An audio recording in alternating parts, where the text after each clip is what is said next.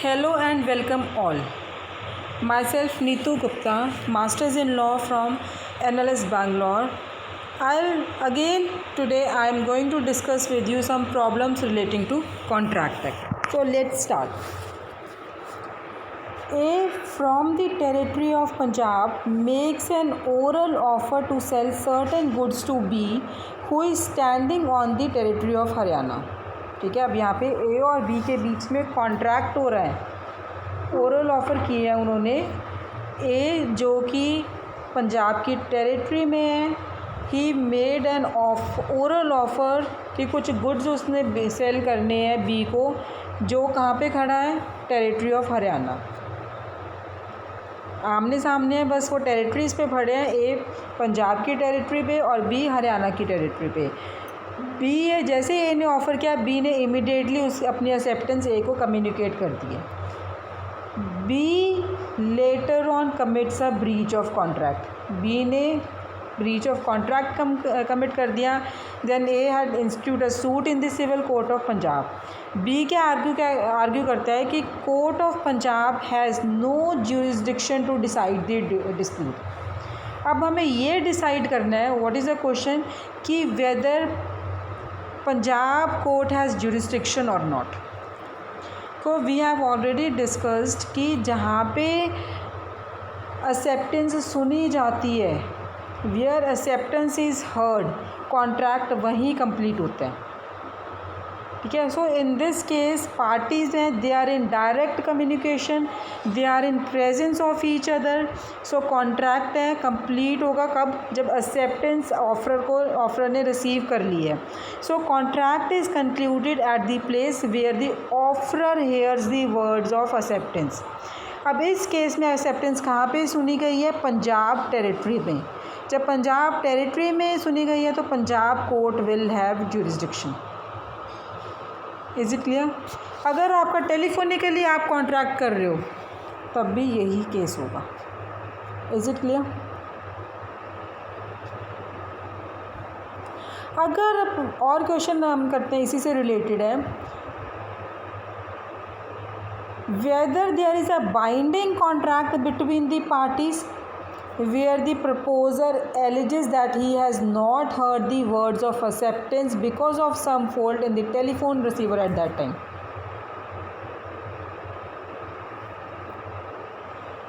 अब जब पार्टीज आमने सामने है, कॉन्ट्रैक्ट कब कंप्लीट होता है, जब offeror has heard the acceptance, offeror has received the acceptance.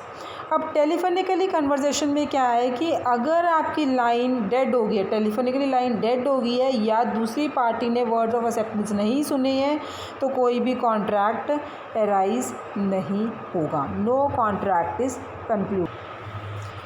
A promises to purchase from B all of B's glass jars at ₹2 per jar, and B promises to sell all that A wants at that price. Before A places an order for the jars, B withdraws his promise and A sues him for breach of contract. Advise B. So again I am repeating the facts.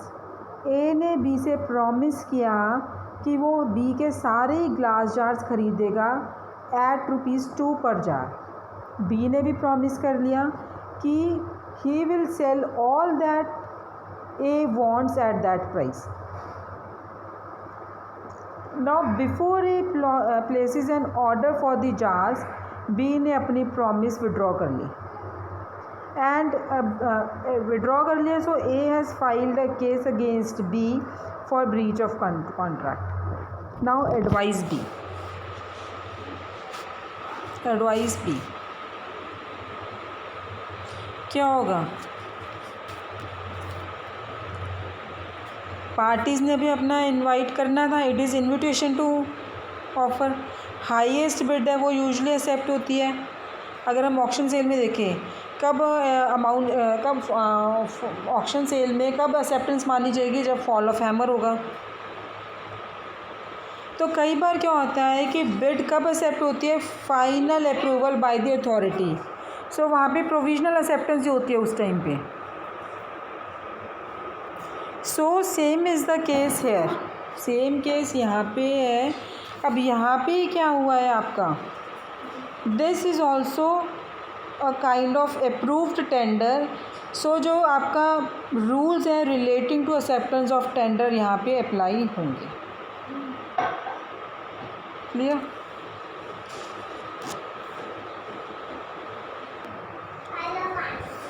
Now next question, A posts an offer to B on 1st January, ठीक है। A posts an offer to B on 1st January 2020.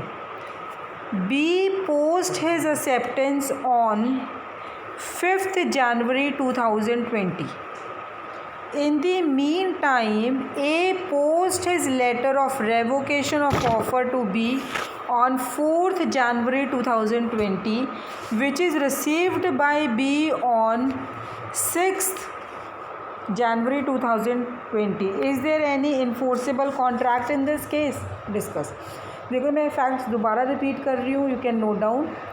ए ने एक offer किया through post, B को एक letter लिखा, ठीक है, एक ऑफ़र किया था लेटर के थ्रू। कब लिखा था? 1 जनवरी 2020 पोस्ट कर दिया था ये 1 जनवरी को।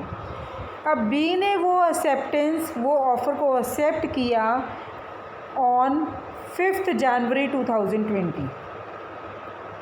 इतने में ही ए ने रेवोकेशन लेटर लिख दिया, ऑफ़र को रिवोक करना था, बी को लेटर लिख दिया। कब लिख दिया? 4 जनवरी 2020। और बी को कब मिला? 6 जनवरी 2020। तो ये कॉन्ट्रैक्ट इन्फोर्सेबल होगा या नहीं होगा? देखो अब ये क्या है कि जो ये कॉन्ट्रैक्ट है, it is related with section 4। Let me tell you, it is related with section 4, जहाँ पे क्या है कि कम्युनिकेशन ऑफ एक्सेप्टेंस है, कब कंप्लीट होती है, कम्युनिकेशन ऑफ ऑफर कब कंप्लीट है, ठीक है। रेवोकेशन के बारे में भी वो बता रहे हैं। तो अब इस में क्या है कि as soon as offeree has posted his letter of acceptance, it means now that it is out of the power of the offeree, ठीक है। तो वहाँ पे क्या है कि तभी ये अब उसमें 5th को लेटर पोस्ट कर दिया और कब मिला? 6th को। सो कॉन्ट्रैक्ट कब कंप्लीट हो गया? It is completed on 5th of January 2000 B when B has posted his acceptance to A. Section 5 देखोगे, सेक्शन 5 के अकॉर्डिंग क्या है कि ए तभी अपना ऑफ़र को रिवोक कर सकता था जब एक्सेप्टेंस कम्युनिकेट नहीं हुई है, was complete against him. Section 4 क्या कहता है? Revocation is complete against the acceptor, that is B, only when it comes to his knowledge.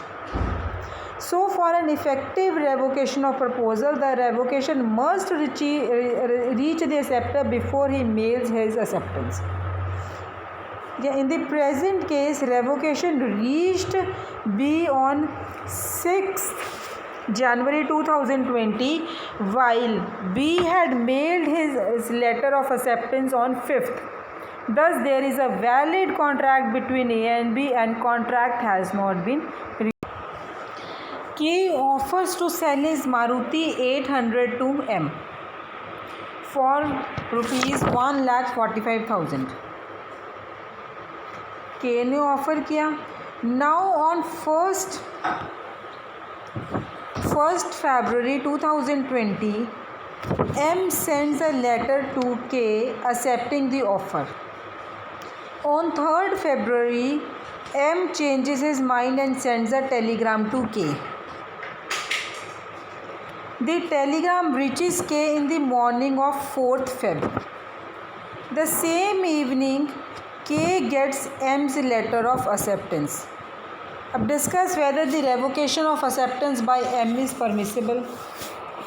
Again section 5. What section 5 says? Section 5 says an acceptance may be revoked at any time before the communication of acceptance is complete against the acceptor. अब यहाँ पे that is when the letter of acceptance reaches the offer. So in this acceptor may cancel और revoke his acceptance by a speedier mode of communication which will reach earlier than the acceptance itself. Now in the present case M's revocation is permissible. Is it clear?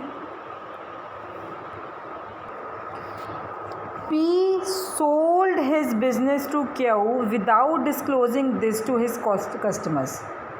P ने अपना business Q को cell कर दिया और अपने customers को नहीं बताया. M जो कि एक बहुत पुराना कस्टमर था P का, उन्होंने ऑर्डर भेजा गुड्स का P को अपने नाम से, M के नाम से. Q जो नया ओनर था एग्जीक्यूटेड दी ऑर्डर. ठीक है, जब उन्होंने M ने जो उसका पुराना कस्टमर था P से गुड्स मांगे तो Q जो नया ओनर था उसने वो गुड्स अकॉर्डिंगली भेज दिए. Whether M was bound to accept the goods decide. अब आप ये देखो कि ये इस फैक्ट से केस क्या किसी केस लॉ से मिलते हैं. बिल्कुल. कौन से? Bolton versus Jones. So please do study case laws. जो आप एक प्रॉब्लम बेस्ड क्वेश्चन है, बहुत बार केसेस के सेम फैक्ट्स वो ए बी करके दे देते हैं. तो you must know the case laws, you must know the name of the case. ठीक है, जब आपको केस का नाम तो उसमें आपको मार्क्स में आपका ज़्यादा मिलेंगे अगर आप सही केस का नाम लिख रहे हो. तो this case, facts of this case are similar to that of Bolton versus Jones. उस केस में भी यही हुआ था कि उन्होंने अपना बिज़नेस किसी को सेल कर दिया था, जो पुराना कस्टमर था भेजा, but they were not liable. तो इस सेम केस में कि यहाँ पे जो M में जो पुराना कस्टमर है वो he is not bound to accept the goods because of a specific offer made to P can be accepted only by P and no other person. तो अब I want to tell you one thing कि जब भी कोई ऐसी problem based question आ जाए, the facts of which are similar to some case law, please do mention the case laws. उस केस लॉ के आप फैक्ट्स भी मेंशन करोगे, फिर कहोगे कि इस केस में कोर्ट ने, ऑनरेबल कोर्ट ने ये डिसीजन दिया है, तो हमारे जो फैक्ट्स हैं इसी केस के फैक्ट्स से मिलते हैं, तो हमारा डिसीजन भी यहाँ पे यही सेम डिसीजन होना चाहिए. Is it clear? Thank you.